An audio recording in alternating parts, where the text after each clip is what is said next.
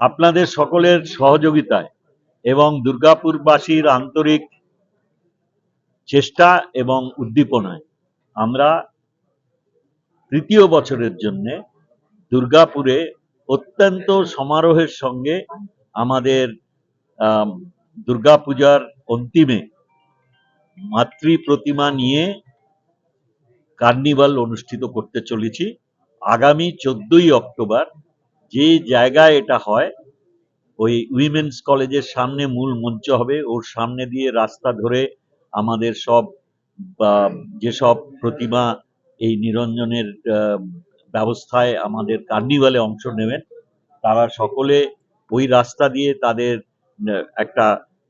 নিয়মাবর্তিতার ভেতর দিয়ে আসবেন এবং প্রত্যেকটি পুজো কমিটি তার নিজস্ব সাংস্কৃতিক অনুষ্ঠান তারা ওই মূল মঞ্চের সামনে দিয়ে রাস্তায় অনুষ্ঠিত করতে করতে এগোবেন। এইটা দেখার জন্য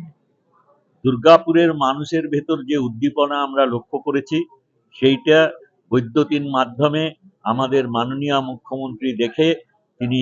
দুর্গাপুরের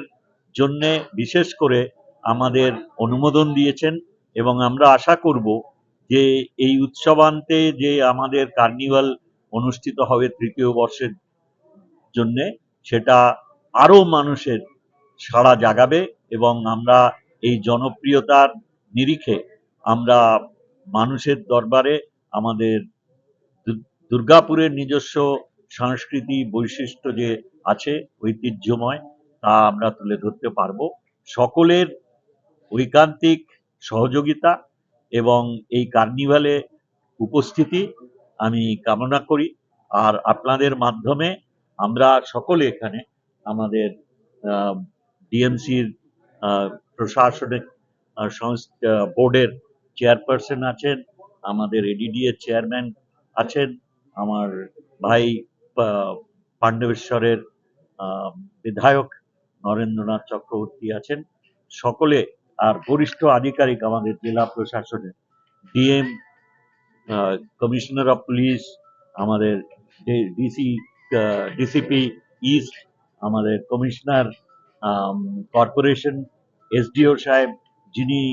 এটা সংগঠিত করবেন মূল দায়িত্বে থাকবেন তারা সকলে ছিলেন। আরো সব দপ্তরের আধিকারিকরা ছিলেন, বড় বড় পুজোর যারা সংগঠিত করেন তারা ছিলেন, আমাদের প্রাক্তন সব পৌর প্রতিনিধিরা এবং